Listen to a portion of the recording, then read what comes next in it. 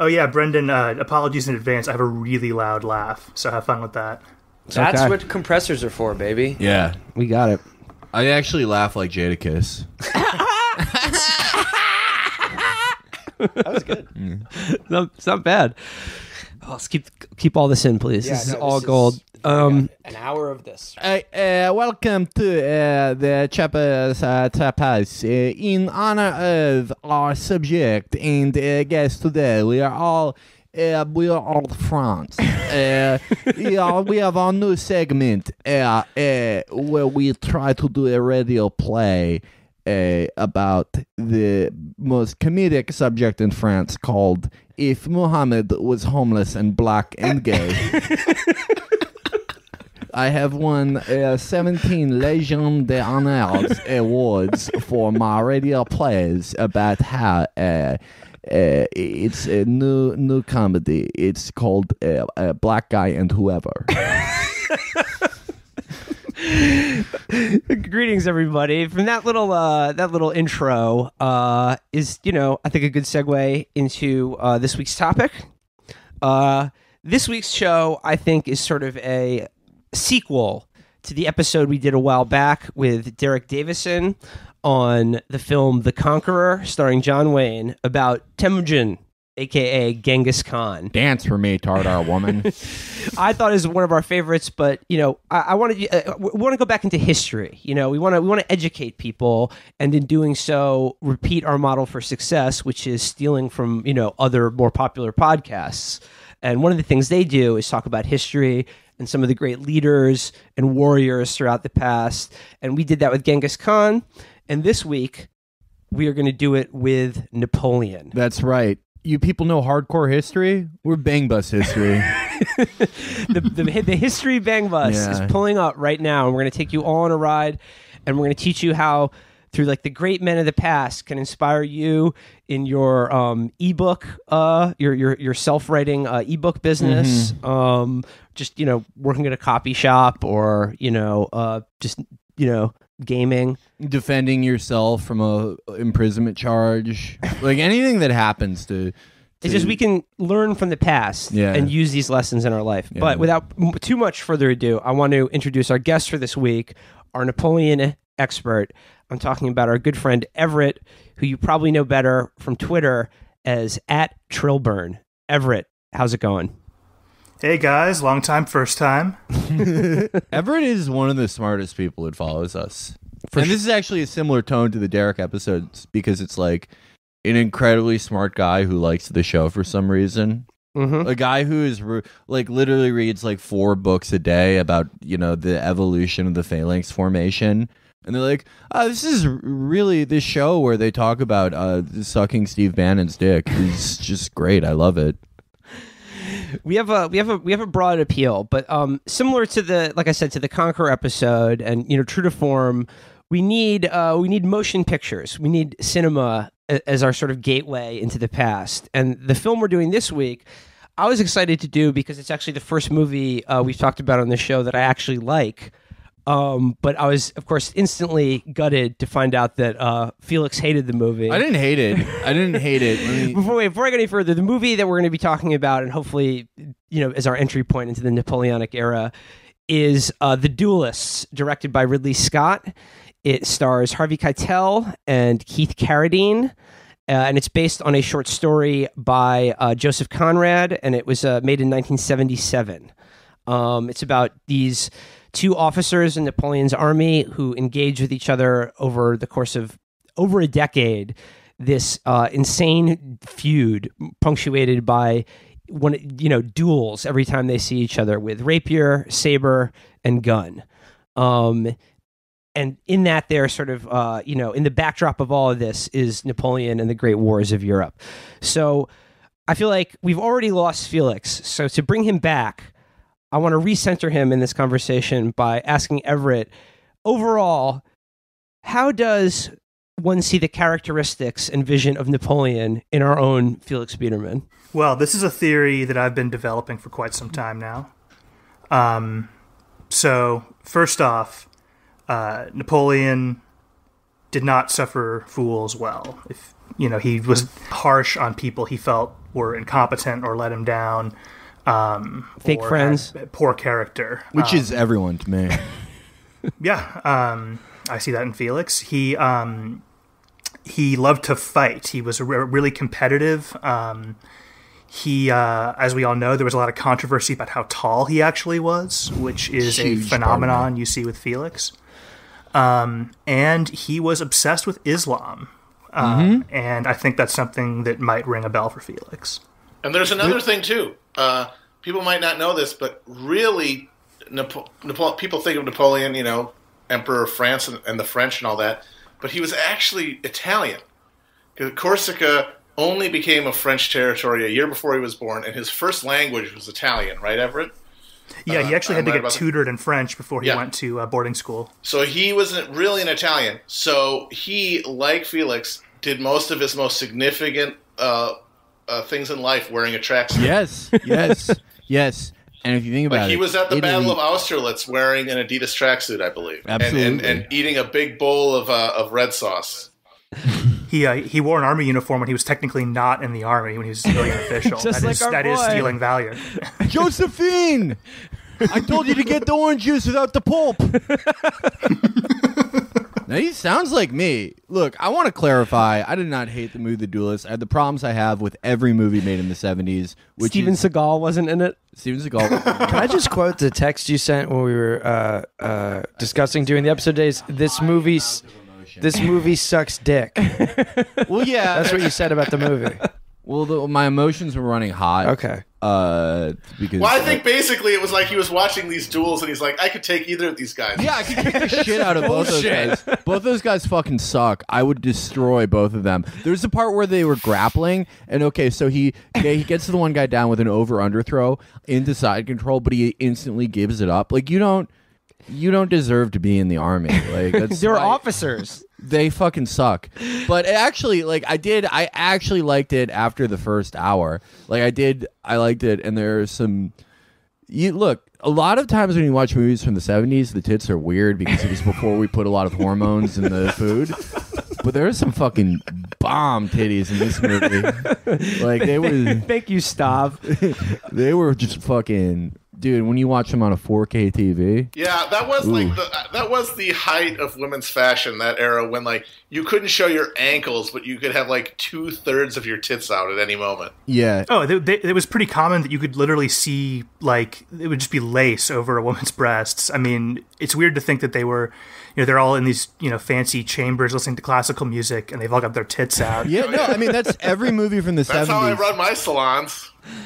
Every movie from the 70s is called the man, the expert, the shopkeep, and only 48% of the dialogue is audible for some fucking reason. Like, you can't hear any dialogue from any movie at that time, but there are titties and full bush in every scene.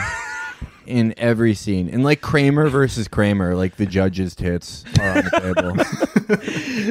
That's why it was a good era. Too far down the 70s film. I want to go back to... I'm hoping to talk to Everett about just some what the culture of Napoleon's army was like, just the wars of the era, and then go into the film itself. But before we do, I want to ask a very sort of general question, and that is, how did you get into this area of history, or this period and this character in history? I know Matt has talked before in the past about his love of the Civil War when he was a kid. How did you come to this, and why? Well, first thing, I lived in France when I was really little, and when you're in France, I mean, Napoleon is just everywhere. I mean, how did this come about? Who built this? Who founded this? It's always Napoleon is the answer. And, I went to Les Invalides when I was a little kid, which is his tomb. I mean, it's a shrine, basically, temple to this guy. And that makes an impression on you when you're 4. And then, he's one of those people, he just keeps popping up when you're into history. Everyone's got their own opinion on him. He's the most, after Jesus, he's the figure with the most books written about him in the Western world. And, it's just, there's endless takes on him. He's kind of a political hot button in every country in Europe for different reasons in different ways.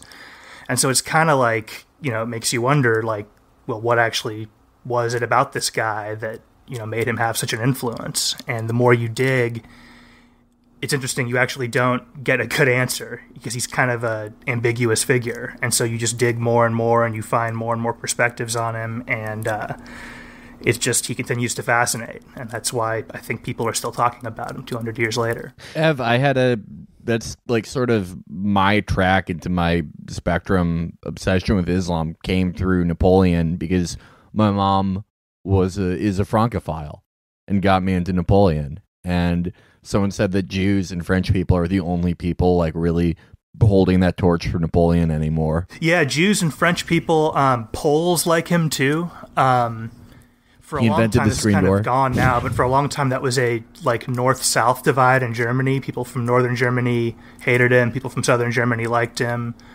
Same with Italians. It was like a liberal conservative thing in Italy. All the liberals liked him. All the conservatives hated him. And it's just crazy. I mean, he's one man. He didn't found a religion or anything. But Ev, at the height of his power, like how much of Europe was under his rule? All of it, pretty much. I mean, other than honestly, England? Height of, if you look at, the period of time where the map is the most colored blue, French blue, it really is most of Europe, either French, allied to the French, under French direct control, or there's a French army somewhere trying to take it over. And again, like a very, like in the very general sense, for people who don't know, when people talk about the Napoleonic era, like when exactly are they talking about? So, I mean, it's one of those terms. It does have some flexibility to it, but basically, we're talking Napoleon comes to power at the end of 1799, and then he's finally defeated at Waterloo in 1815. So it's really about a period of 15 years, with the interruption of the exile on Elba. So that's actually not that much time we're talking about that he was in power. That's like half the length of time that The Simpsons has been on. Obama was in office more than half as long as Napoleon was in office. And Obama was he didn't get as much done. Also, like Napoleon, obsessed with Islam because he is Muslim. Now, I want to get into the movie a little bit. The movie, like I think, pretty much covers this same time period. The movie opens in 1800, and it opens with Harvey Keitel's character dueling who's the nephew of the city of Strasbourg's mayor. And he wounds him terribly in this duel over something, again, these obscure points of honor that obsess this character. But why would the officers in Napoleon's army, how did they find themselves in Strasbourg in 1800? Like, let's begin there. Like, what was going on at that time? The height of the revolution, the French revolutionary government declared war on Austria, and basically every country in Europe joined in. France had been in decline for a long time at that point, and a lot of countries kind of thought it was finally the time to knock them off their pedestal once and for all. And it looked like there were all these rebellions inside France, and it kind of looked like the revolution was doomed. But then something strange happened, which is the French government asked their people of France to fight for them, which it sounds strange now, but governments didn't really do that. And people didn't want to go back to feudalism, and so they joined up. And so the French revolutionary government formed these huge armies. I mean, by the standards of the time, just, how do the French keep, putting more men into the field? And it was a long war, but 1800, they've won. They've beaten all these powers that were assembled against them, and there's peace. Wasn't there? I mean, there isn't there a degree to which, I'm calling first time, long time. Yeah, wasn't there a degree to which Napoleon is sort of a systems quarterback? I mean, if you think about it, like he's fighting these armies that are made up of mercenaries and conscripts who are going to desert at the first chance, don't give a shit. He's basically fielding the first ever citizen soldier army of people who have like a coherent nationalist ethos and are really, fighting of their own volition. They don't need to be basically guarded. They're not going to desert. That makes them faster. That makes them more agile. I mean, isn't he basically just, he's racking up easy wins because he's fighting them with a army that nobody ever seen before? I'll take my answer off the air. After the break, we're going to talk about the best type of grilling you can do for Brumaire. Yeah, that's Matt is correct as always. The French invented respecting the troops, and they that was the first army. Literally, in the Italian campaign, the Austrian army, the soldiers had to ask permission to go to the bathroom, and then be escorted by a sergeant because otherwise they would just run off. I mean, these guys just did not give a shit. Whereas in the French army, these guys are all terrified that the king is going to come back and let the nobles abuse them again. And Napoleon gave them loot when they won. And so these guys have in the back of their minds, at the end of tonight, I can be, have some money in my pocket and a full belly and a bottle of wine, or I can go back to not having shoes and having the king. And that's a good motivator. So did they have yellow troop ribbons on the back of their horse carts? Kind of. Those, like, you've probably seen those cockades, the guys put in their hats and the armbands. I mean, that's when all this stuff was invented by the French, supporting the troops, wounded warriors, that kind of thing. One of the probably the driving device of the film and the story it's based on is this concept of dueling and honor that compels these two characters to pursue each other or be pursued over the course of a decade, in these increasingly violent clashes between one another over this, bizarre and inscrutable point of honor. So could you talk a little bit about what was the military culture of his army and Napoleon's army like?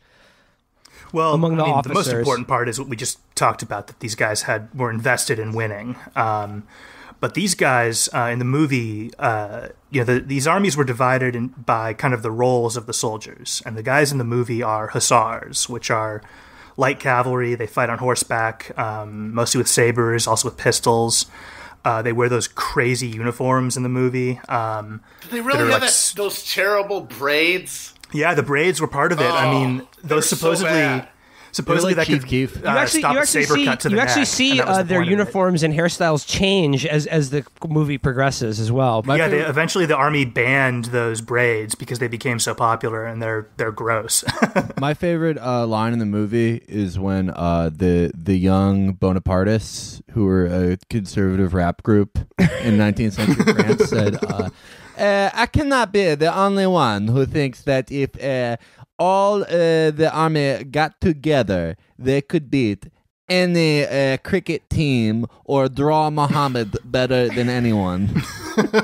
But specifically, the idea of the duel, right? And this is a take on another one of my favorite movies. Barry Lyndon is another great movie about duels, and it takes place. It's basically the same era, maybe a little bit earlier in Barry Lyndon, but what is it? What about this? Where does this concept of these highly formalized sort of death sports come from?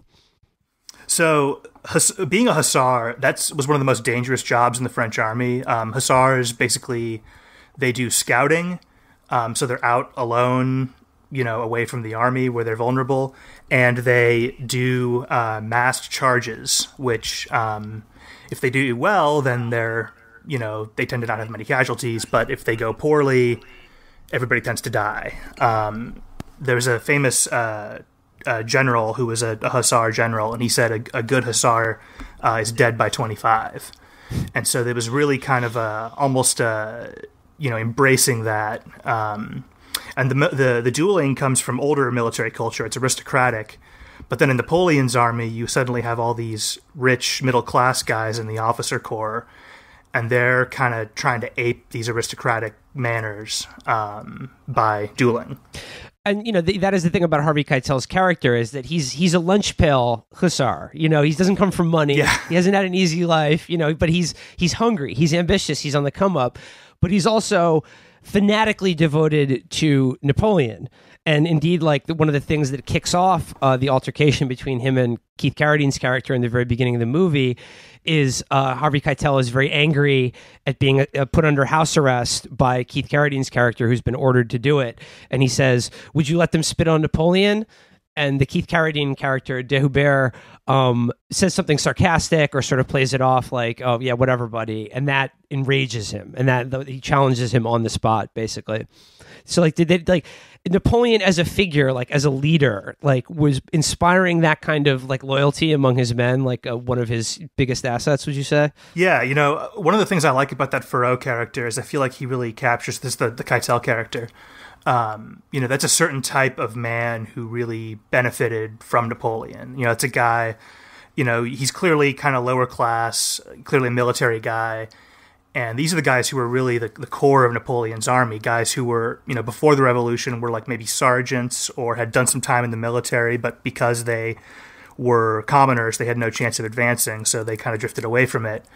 And then, for someone like that to suddenly be recognized and to suddenly have a chance to advance yourself by being brave, merit. Being selfless, and merit. Yeah, that was really powerful for a lot of people.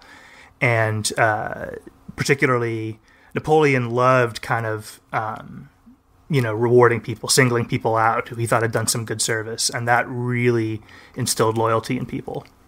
So he basically invented being a lib. Yeah. He invented the idea of meritocracy as the ultimate virtue. I mean, it sounds crazy, but the French army was the only army in Europe that had merit-based promotion. So other armies, if he was around today and he was a figure of note and had a lot of money, Napoleon would be offering like scholarships for people who learn to code or something like that. Oh, yeah, totally. The Charlie Hebdo draw fellatio scholarship. Napoleon did love. He sort of. I mean, there was obviously combat medals and unit commendations before Napoleon, but he really popularized the concept of giving them to more enlisted men. Like, wasn't that one of his things? Yeah, he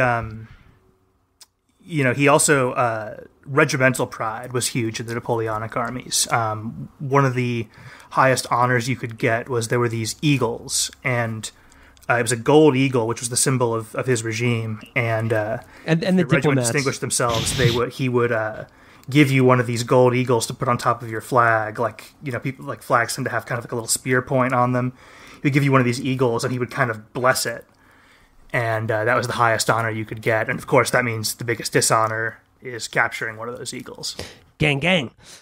But you mentioned, okay, so like you mentioned that the Napoleon and of the era, the Napoleonic army was the only army where you could be like where you could have merit-based promotion, right?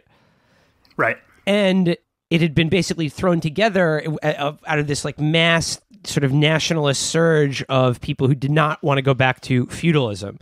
Now, a lot of the popular conception of Napoleon is that he is a tyrant. He was like a scourge of Europe. He killed God knows how many people in these, wars. But at the same time, he was essentially destroying a lot of old aristocratic forms of power that were also perhaps not so good, and also almost in a modern, almost democratic way. Yeah, and that's what makes his legacy complicated, because he was a tyrant in a lot of ways, but he was tyrannical about imposing a more open, democratic, egalitarian system.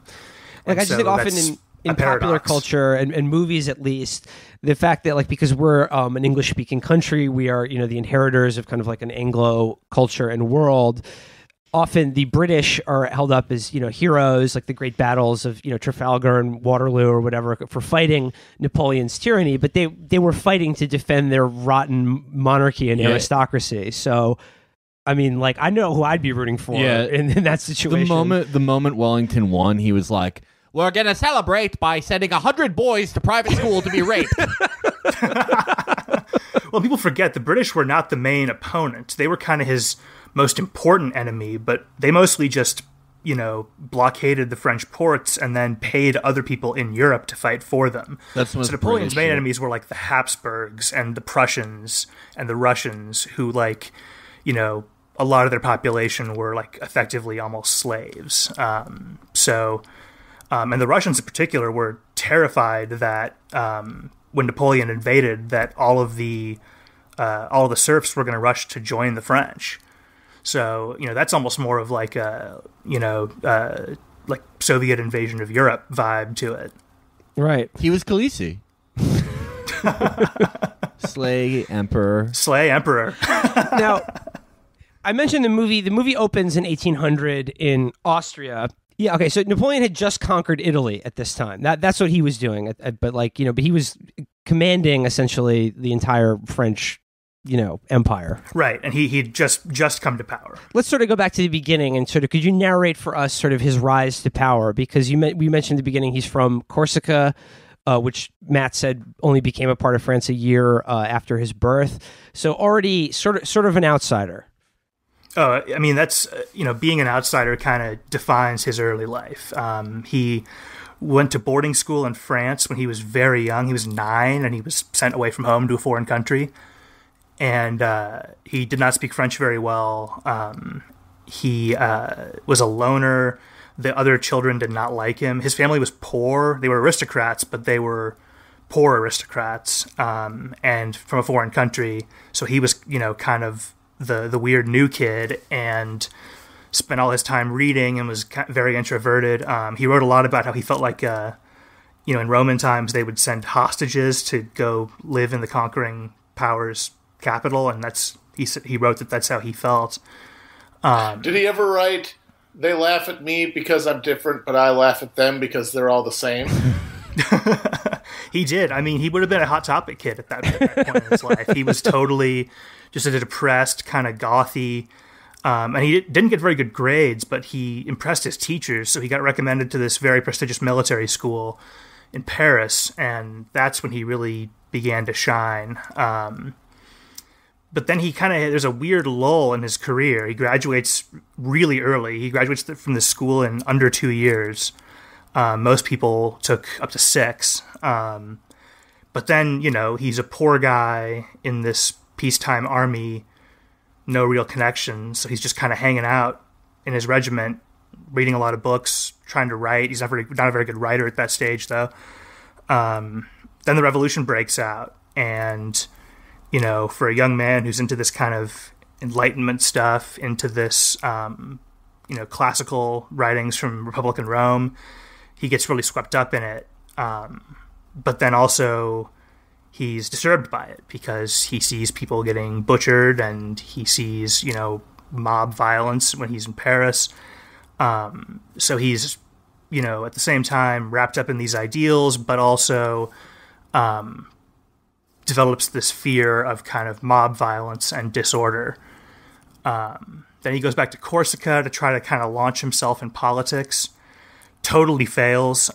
This guy he's trying to buddy up to never warms to him and ends up turning on him and his family. They have to flee. So he's basically a refugee in France in 1793, and he begs one of his political patrons for a job, gets an assignment to the army sieging the city of Toulon in southern France, which was in rebellion against the government. And he, instantly takes charge and begins to show his talents. And one of his, Napoleon had a lot of martial talents. He was a huge innovator in using mobile artillery to back up infantry. But what were some of his other talents, like in the siege? Well, the interesting thing about him is, he was good at kind of synthesizing other people's ideas and employing ideas that had been sort of theorized but never put into practice. I would say his main talent was just kind of being able to make good snap decisions and making decisive decisions, and just having good judgment kind of generally, because, there's no, when you study his campaigns, there's no kind of one thing you can point to where it's like, this was like Napoleon's secret move that made him good. It's just that he repeatedly makes the right decision and repeatedly kind of is well prepared for whatever comes up. Listeners, take note. You can apply this to your Patreon or ebook business.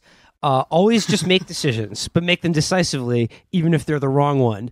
And also go to Corsica and fail there so you can succeed big later in France. You know, you were saying that Napoleon reminds everyone of me, but you know who he actually reminds me of? Who? Solid Snake. No, even more heroic. Eminem. Okay, so like when he fucks up, like when he's out of the job in Corsica, that's like in 8 Mile when B Rabbit like chokes at the rap battle. Mm-hmm. But then you remember the time, the scene in the movie where he's at work and the guy's being homophobic and Eminem raps against him and calls him. That's the siege. And Josephine, she's Kim. You're right. They got Kim, he left her. divorced. Yeah, got divorced. Yeah. He did have a bitch ex-wife. Yeah, that's true. Actually, this is actually this is a good segue. Actually, let's talk about Josephine. Behind every great man, there's a great Josephine, and in this case, her name is Josephine. Sorry, we'll edit this out in post. But so yeah, this is his one of the great marriages and failed marriages in history. Who is Josephine? How did they meet? What was their relationship like? It's a weird story. I mean, this is truly one of the weirdest things about Napoleon. She was way older than him. They lied about their ages, so it would seem less weird. She was the mistress of his political patron, but he dumped her and basically kind of fobbed her off on Napoleon because he was tired of, when he dumped her, he was like, oh, I'll always take care of you. And he was tired of paying for all of her expenses. And so he found out Napoleon liked her and he was like, hey, this guy, to take her off his hands, basically. Don't save her. Don't save her, Napoleon. Yeah. Well, yeah, his first rank in the army was Captain Save-A-Ho. And so they got married, and 3 days later he left to Italy, which is how he made his reputation in Italy. So they were married for 3 days before he left. She never responded to any letters he wrote from Italy, and immediately began cucking him. Nice guy syndrome. And he, while he was on campaign, found out, and hot-blooded French guy, he wanted to go back and kill this guy, and his generals had to almost put him under house arrest, stop him from going back. But that really messed him up. Then, of course, within a few months, he's one of the most famous men in Europe because of the Italian campaign. All of a sudden, Let me guess who shows up. Again. This is another important lesson. Behind every sort of powerful man burning with ambition and a sort of rage and vision for the world is a brutal cucking in their past. That's right. Cernovich, the Napoleon of our time. So after the Italian campaign, he's one of the most famous people in Europe. And he conquers pretty much all of Italy, and then begins to push into Austria. They sue for peace. Napoleon negotiates, and then basically, he's got Europe on lock. Yeah, and I mean, so this is by 1797, 1798. Right, and I mean the weirdness of him being the one who negotiated the peace should be emphasized because he's a general at this stage. I mean, the government just let him. That shows how powerful he was and how he was already kind of starting to see some political authority. Where he's just he didn't get permission to do that. The Austrians sent an ambassador to ask for a ceasefire, and he basically was like, "Hey, let's start working on this peace treaty." And no one was able to stop him, so he negotiated the peace. So he was, he saw some power to be had and took it for himself. That's lesson number 3. Always negotiate the terms of surrender with Austria if you get a chance to do it. Right. And after that's Egypt, which really interesting, also a weird story, but winds up being a failure and kind of an embarrassing failure because it ends with Napoleon basically just telling his troops he was ducking out for cigarettes and then never coming back. That's so awesome. The dad move. That's so awesome. Wait, let me ask you about this. This is I need historical clarification on this point. During the Egyptian campaign, did Napoleon, in fact, order his men to shoot off the nose of the Sphinx because it put the lie to the fact that white Jacobean devils are the true rulers of the world and not the original African man? Actually, I think the truly woke conspiracy theory is that Napoleon converted to Islam in Egypt.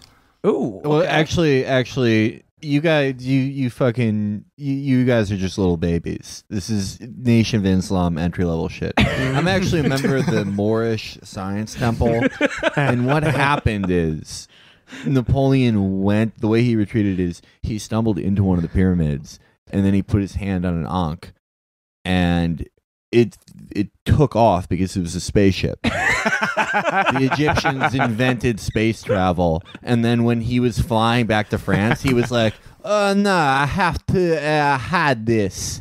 And 200 years later, we'll say the white man invented space. My name is Felix 78X. Sorry. You did mention in the beginning in comparing Napoleon to Felix that he was obsessed with Islam. Did he discover that in Egypt? Or how did he? What was his connection to Islam and interest in it, or possible conversion to it? So that started. Napoleon was not a sentimental person. He openly said in a letter, Felix is just nodding. I pretend to be Catholic because I live in a Catholic country. If I lived in a Muslim country, I'd pretend to be Muslim. If I lived in a Jewish country, I would tell everyone I was going to rebuild the temple. So he started as a kind of a deliberate strategy to present himself as kind of at least quasi-Muslim. He actually, in Egypt, signed all of his edicts to like the people of Egypt. Napoleon Ali Bonaparte. But he actually grew to be interested in it and grew to respect Islam, and he wrote often that he thought it was a better, he viewed religion as a tool for, building a harmonious society, and he viewed Islam as a better tool than Christianity, but, you work with what you're given. So, like, it was a more ordered system for a guy, like you said, that was sort of frightened of the mob and chaos and wanted things to sort of everything to fit and go according to plan. Right, and he also didn't have any meddling pope to contradict. Okay, this is great. Can we get into now his beefs with the Pope and the Catholic Church? Well, it's another thing. I got into like a week-long flame war with the Tradcaths. We all did. We all fought alongside you, Felix. But I was leading it. I was saying the worst stuff, which is like being a general. No. Matthew Walther hates me the most. We need to establish this. He hates you the most, but I was saying the worst stuff. Yeah, but what does that tell you? I don't even have to say the most anti-papist material to be hated the most. I just emanate it from my pores. That's true. I mean, like, Coulter Kampf Christman. Is that the anti-Catholic thing? Did I fuck that up? The Nazi anti-Catholic? No, that's good. That works. Good. It was solid. That's Bismarck. Hell yeah, dude. Fucking rolling. So, when Napoleon came to power, he was a wily guy, and literally everyone in France, all over the political spectrum, were happy because they thought that he was one of them. The Jacobins were like, great, this guy was a Jacobin, he's just like us.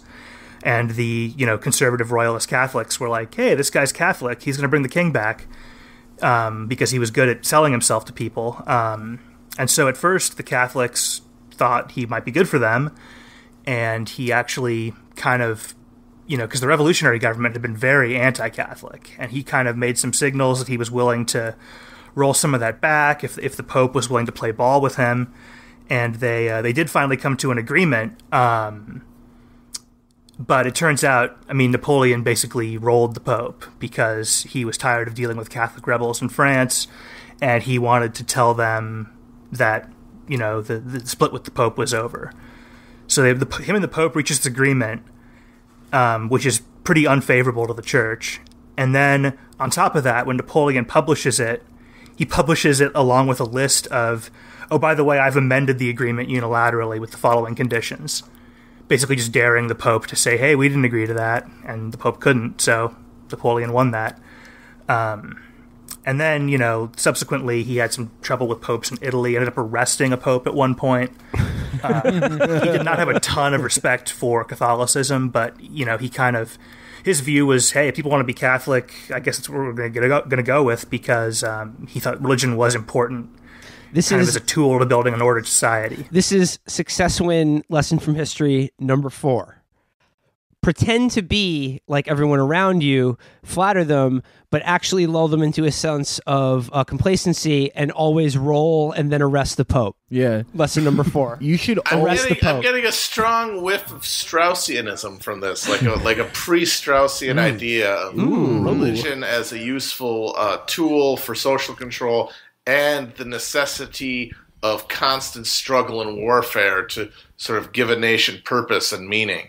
The noble lie. I mean, you're right on the first part, but Napoleon actually, at this stage in his career, was desperate to get out of wars and solve conflicts, because France was worn out from being, constant coups within its own government, rebellions, wars. And at this stage in his career, Napoleon was selling himself as, hey, I'm the guy who ends wars and brings you peace. And, I'm the only person strong enough that if I'm in charge, there will be peace. But then he invaded Russia. Massive bungle. We're talking that this is like 6-7 years later, and at that stage, he basically, all his plans had been foiled, so he's basically just flying by the seat of his pants, trying to keep things together, and that was just kind of a last throw of the dice. Yeah, that's kind of like if your marriage is falling apart, you have to start another baby in your wife. Like you have to have a new campaign. I want to get to the retreat from Moscow, which is in the film. But before we get there, I just want to touch on a few things that aren't portrayed in the film that are, I think, interesting and important in the life of Napoleon. Because you talk a little bit about the Haiti expedition. Yeah, so it was his most unwoke moment, definitely. Yeah, even after crashing the pyramid spaceship. Napoleon's Haiti campaign was actually the model that Bernie Sanders' primary campaign ran on. So what was talk to us about the Haiti campaign and why it's a bit of a smudge on an otherwise untarnished legacy. Well, it's certainly one of the biggest smudges, far from the only one. Basically, Haiti, through a rebellion, had overthrown slavery, and the status quo when Napoleon took power is that France was sort of legally in charge of Haiti, but basically Toussaint Louverture, a black general who had been one of the leaders of the slave uprising, was effectively the dictator, sort of, running Haiti autonomously, well, Saint-Domingue at that point, but running Haiti autonomously kind of in the name of France. And he wrote a letter to Napoleon basically saying, this arrangement could work for both of us if you're willing to work with me. And Napoleon was not. And instead, he chose to side with the former slave-owning planters who were forming kind of a proto-political lobby in France, who were begging him to send troops to go re-enslave these people and put them back in power and restore their properties. And, like I said, Napoleon at this stage in his career was sort of trying to settle conflicts that had been plaguing France when he took power. And I think that's sort of how he viewed this, as just like, another conflict that I've got to resolve once and for all. And, Toussaint Louverture did not have a big, powerful lobby in Paris, and the planters did. Napoleon's wife was a planter. Not from Haiti, but from another French Caribbean possession. And he made the wrong decision, and he sent a lot of French men to their deaths in probably one of the worst causes you can possibly imagine. So that's, if you want to talk about the bad things Napoleon did, that's going to be near the top of the list. So eventually he becomes emperor. What does that entail, and what was the Napoleonic Code? What was the content of the actual political ideology and system of law and government that he promulgated across Europe? So the Napoleonic Code is a law code. It was promulgated around the same time as he became emperor, but it was actually unrelated. It was a long-term project that he'd been working on. And he was actually really personally involved with it. He sat in on most of the meetings where they were drafting it. And you can actually go see in the archives his notes on the minutes of the meetings. And what it is it's a law code. I mean, it's a beginning to end complete penal code, because the old penal codes had been these kind of thrown together feudal mismatches of kind of different systems from different different places had different law systems. There were different law systems for commoners and aristocrats, and the idea behind the Code Napoleon was to give everyone, a law that would apply to everyone equally. No more of these separate law codes for different regions, different classes of people. So it's kind of a egalitarian effort, and anti-feudal. This was kind of the last vestige of feudalism was in these laws. Sorry, Everett, we cut out there for a little bit when you started talking about the Napoleonic Code. Matt, are you still with us? I heard all of it, and it was really good. Okay, all right. Okay, cool. So it was just the Napoleonic That's right, Code. again. Okay, good. Now, Thank you for talking about the Napoleonic Code. so he becomes emperor, and then I love this. Ev was kind enough to give me sort of a cheat sheet, so I can pretend to be as knowledgeable as he is in leading this discussion. But then we have a series of wars, a seemingly never-ending series of wars called the War of the Third, Fourth, Fifth, and Sixth Coalition. What were these coalitions, and what was all the fighting about? So basically, there was a brief period where Napoleon was able to negotiate a peace with Britain, but basically through this whole period, Britain and France are, technically speaking, at war. And the British don't have much of an army, and it's very difficult to do a landing of troops in this era. So the British basically, with their massive financial resources, basically just kind of put out a hit on the French. Say, if you want to raise an army to fight Napoleon, we'll bankroll it. And so basically what happens is various powers take the British up on this offer. Napoleon defeats them, and they kind of spend a little while recovering from these losses. And then someone else takes the British up on their offer, and they try to fight Napoleon, and he defeats them. And it's just this never-ending cycle where Napoleon can't really get at the British. The British can't really get at Napoleon directly, only through these, trying to convince other people to fight him.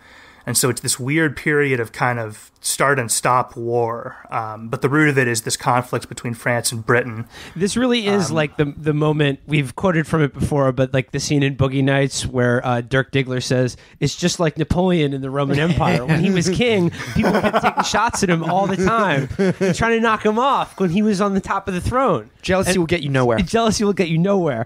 So everyone was taking shots at Napoleon, but he beat all of them. Now, during this time, what were like some of the this is when some of his most famous battles took place. Like, what were like the sort of the big showdowns of these wars and of Napoleon's career? Well, the battles keep getting bigger. It's like when the Battle of Austerlitz was fought in 1805, that was the biggest battle in history. And then, who is it between? Give me the stats broken. on Austerlitz. It's the French on one side, and the Austrians and Russians on the other. And the Austrians were kind of already on the ropes at this point. Napoleon had actually already forced a lot of their army to surrender without firing a shot, just by kind of marching around behind them and surrounding them. So the Austrians were already on the ropes, but the Russians had not actually really faced him in a big battle yet. This was kind of... they had a really strong army, the Russians, and this was kind of the first big test versus Napoleon himself. And basically Napoleon he had a smaller army, and he was operating very far from France. Austerlitz is, it's in like Eastern Europe. And basically he tricked the Allies into getting overconfident and attacking. and then sprung a trap on them and sort of jammed up their army into a very narrow space and did some damage. Supposedly the Russian Tsar actually cried just because it was such a total defeat. Yeah, he said the Tsar said that we're like babies in the hands of a giant. Damn. It's pretty hot. Yeah, Mr. Napoleon, could you get Being stepped on. It's like Russian. It's Piroshki Gate. Yeah. So Matt made references before. We're glossing over a lot, but a big fuck up repeated off throughout history is invading Russia itself. When did Napoleon get down to doing that? You said it was at a time where he was basically flying by the seat of his pants. He decides to invade Russia. Big mistake. So he, 1812, at this point, important to notice at this point, a lot of the kind of core guys of the French army, we were talking about at the beginning, these guys who'd risen up around the time of the Revolution, a lot of them are dead at this point. The war's been going on a long time, and so the army that Napoleon invades Russia with is not, a lot of the best of them have already died, and a lot of them are not French. Actually, the majority of the army, hip hop style soldiers. He would kind of coerce these, quote unquote allied states into providing him troops, and they were not motivated the way, the armies he had in Italy had been years earlier. And he kind of had his back to the wall. He was trying to, this is the first kind of widespread use of economic warfare in history. He was trying to basically blockade British trade to Europe and sort of to attack that financial advantage they had over the French. And Russia had been allied to the French, but the Tsar had a change of heart and pulled out of this blockade. And, you can't kind of half blockade a country. Everybody has to be in it or it doesn't work. And so Napoleon was in a position of either abandoning this, now the only form he had of fighting back against the British, or trying to invade the Russians and force them back into his economic blockade. And he knew it was a dicey proposition going in, but he thought he could beat the Russians before winter. Winter came early. The Russians didn't give him a good battle, and the rest is history, as they say. Well, I mean, there's a great scene in the movie that portrays the French army just bogged down in Russia in these huge snowdrifts, and like the movie's sort of interesting in that there's no huge battle scenes in it, but like of what he does capture, I think is quite good. And there's just these scenes of like these guys. And they're just like frozen into the ground. They're just bodies just frozen and just covered in snowdrifts. And this is at a time when the two main characters, the titular duelists, haven't seen each other in years, and they randomly happen across each other in the middle of this massive military disaster. And of course, are going to try to start up their feud again.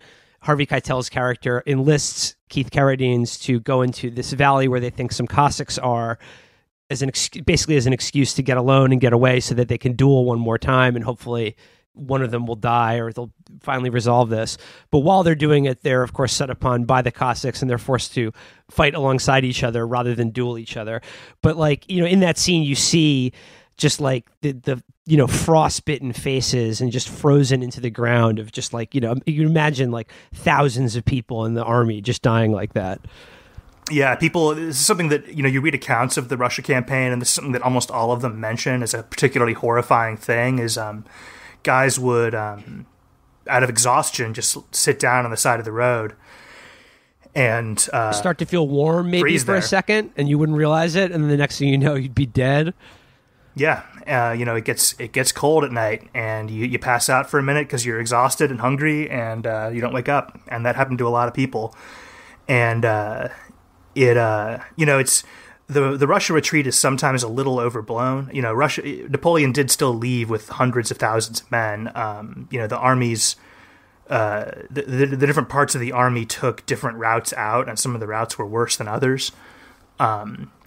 But the army, which already had been not kind of at its peak, was really, after that, just a shadow of itself. Just so many good officers had been lost, so many experienced people. Again, just forced to rely more and more on these foreign troops who, didn't really care too much about whether Napoleon survived or not. Meanwhile, his opponents were copying his methods, and actually getting better. So that's when you start to see Napoleon really, getting pushed in a way he had not been early in his career. Fighting with this bad army against better opponents. So he dominated Europe militarily for pretty much a decade, and nobody could beat him. Other than, like you said, the sort of the valor and morale of his army. Were what tactically or strategically or just in terms of weapons or style, what made him so and his armies so good before this sort of decline? I mean, the most important thing is what we talked about at the beginning. Just the sense. He was good at not just him, but the revolutionary government, and then him in particular, were good at giving the soldiers a sense of purpose and a sense that they were. They should want to be there, not that they should just, Frederick the Great said that the men fight because they're afraid of their officers, and that's not what Napoleon believed. He believed that they should actually believe in what they were doing. As far as technology, it's actually the French began the Napoleonic Wars using the same weaponry they'd used basically in the American Revolution. As far as firearms go, and they ended it with those exact same model weapons. The artillery was the same. The French didn't change their artillery system until the 1850s. So that was all pretty much the same stuff. So they didn't really have much of a technological edge. It was all just these, a different type of army. And then what made Napoleon so special was he saw this new type of army and saw the capabilities it gave you. He saw that, these men are willing to march 60 miles in 2 days. These men are willing to, fight a battle and then turn around, march overnight to go fight in another battle. And that type of speed is just, speed is more important in speed kills. Generally, speed right. kills. Speed kills. Well, Tommy Hearns is the best boxer of all time. It's a little boxing joke for everybody. Lessons from history, success, fail, lessons from history, I think 5 and 6. Yep. Number 1, make sure your employees and followers don't have to fear you. They have to love you, which is the best kind of fear, is love. Yeah. And then the other lesson is, if you're going to invade Russia, you will need wool socks and those little packets that you can put in your gloves or shoes. Or Lil Yachty song Minnesota. Yeah. You have to have Quavo's attitude in his verse. It's cold, but I got my shirt off. Big sack of Molly golf balls. Fuck 12, they can't put me over. It is cold like Minnesota in Russia. That don't forget it. And also don't fall asleep if it's if you're outdoors and it's below freezing. Don't just fall asleep because you're tired and it feels good at the time. That little bit of warmth that you're feeling is actually you dying. So don't do that. This is also Napoleon hardly ever slept, so that's I think a good general message. Real Napoleon hours. Wow, that's me too. And Felix Trump, honestly. I mean, apparently Felix doesn't sleep either. All the geniuses, me, Trump, and Napoleon. I don't get tired. Yeah. No, I mean, look. But also, when you're outside, when you've invaded Russia, you're occupying it, it's winter, this is the one time where you can do the thing that you always want to do but can't. Just piss in your bed. Just piss all over yourself. It'll keep you warm. Yeah. No, it won't. It Yes, won't. it will. No, don't do that. For 18 seconds. Wow, you guys have some weak piss if it's getting cold that quick. You're just pissing for 72 hours. Just a slow No, dude, my stream piss that's does keeping not you get warm. cold. Yeah. Yeah. I have to piss into one of those into a centrifuge, so it can go into gas and go out my window. My piss has never gotten cold. It's a sharper image catalog thing. For men with high T, our nut sacks are basically radiators. It's like my dick is the bodega coffee pots. And it's basically these are the Felix is, by the way, physically pointing to his genitals right now. If you pay for the $1,000 a month tier, you can see me do this. Yeah, This was one of our more intelligent episodes, by the way. It was for the past 50 minutes. But you guys had to disagree with me about this. Look what you made me do. But okay, back to history and Napoleon. Okay, so like you said, it was all sort of downhill from there. Eventually, he is exiled to Elba. He comes back in what is the 100 Days, and then finally, the great denouement is when he is defeated at Wellington. So, Ev, could you just sort of round out Napoleon's kind of fall from power? Yeah, so, Napoleon, obviously, as I've mentioned a couple times now, is not fighting with as good an army. He's also, his opponents are getting better, but he's also slipping a little bit. And he doesn't have he's like Rocky in Rocky 3 anymore. So he's kind of playing with the B team. He's getting old, and he still actually almost pulled it off at Waterloo. It's something people sometimes ignore, is that that he had this very bold plan for the Waterloo campaign against pretty insurmountable odds, and he almost pulled it off. The first big battle of the campaign against the Prussians, he beat them pretty bad. So badly, actually, that unfortunately he thought that they were going to just run back to Berlin, and they came right back the next day, and that was what sealed his fate. But by about 1806, 1807, it's pretty clear kind of the Napoleonic vision for Europe was not going to work out. The British were just never going to accept having this massive superpower, new Roman Empire right on their shores, and the French had no real way of getting at the British with their navy destroyed. So it was a matter of time. An empire in which you could not bugger a lad. They would not stand for it. They did the speech from Independence Day. Today is our child buggering day.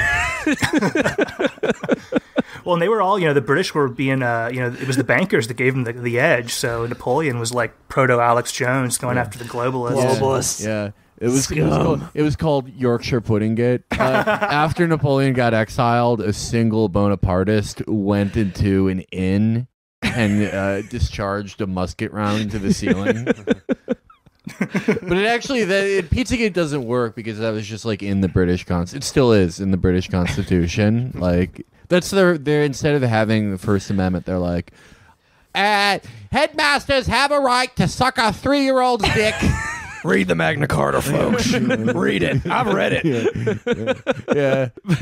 But like after he's defeated, what is his legacy? Like what took his place after he was finally deposed in France and in the rest of Europe? Well, the crazy right-wing reactionary brothers of the executed king came back, and famously, the line about them is they learned nothing and forgot nothing. So they basically just tried to roll back the clock to 1788 and get some revenge on the people they felt like had been mean to their brother. And that didn't work very well because France had just changed too much, and they didn't last too long. And by 1830, you've got another revolution to put a kind of more liberal member of that family on the throne. So they tried out woke monarchy for a while, but he only lasted until 1848, and then it's back to a republic. That's the thing about the movie that I thought was most interesting, because it doesn't really deal too much directly with Napoleon. It's just these two dudes sort of going off on their own blood feud over the years. But it felt like what it really was shedding light on more than anything was sort of the kind of modern liberal worldview that Napoleon sort of helped birth in Europe, where Keith Carradine's character sort of represents the new European being created by Napoleon's rule, and Keitel's sort of this throwback, and how like his sort of Carradine's sort of disbelief in this cult of honor and sort of unthinking obedience and this degree of sort of remove and sarcasm and cynicism was sort of something that Napoleon basically helped create by taking over Europe. As Hegel said, he was history on horseback, sort of reordering the world around him as he took power. And the people who came sort of in his wake were never going to be able to go back into those slots that the pre-Napoleonic feudal rule would have insisted upon them going to. Yeah, that's exactly right, Matt. And I think that's part of what I like about this movie is it shows you kind of portraits of two kinds of people who supported Napoleon. And, it shows you why Bonapartism became kind of this shadow of itself in later eras of French history, because guys like Joubert had no need for Napoleon anymore, and they mostly became either Republicans or liberal monarchists.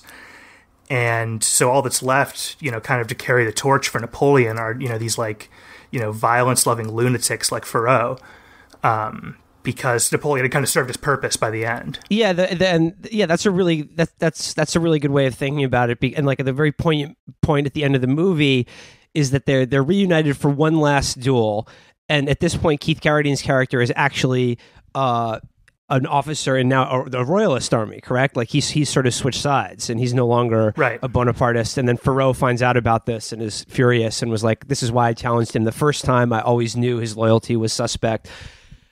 And, Joubert has sort of a good life now. He's married to a nice young woman. Her family has, property and land, and he has a good life. But he just has this one last thing. And it's a great scene where they duel with pistols at this sort of abandoned castle in the woods in France. And Ferrot fires his 2 shots too quickly. And then Joubert gets him dead to rights at point-blank range. And instead of killing him, says, "I'm not going to kill you, but your life is mine now. And according to your rules of honor, like your life belongs to me." And he says, "You will conduct all affairs towards me in the future as you were a dead man." And the last shot of the movie is Keitel on his own, looking over this sort of very scenic, almost painting-like vista. There's an amazing shot where it's like a sun shower, and they capture it, and you can kind of see it on his face. But in that character's moment is like the all-consuming drive and force in his life is now bereft of him, and he's completely alone and in exile and just sort of completely adrift. And I thought that was a really nice moment in that movie.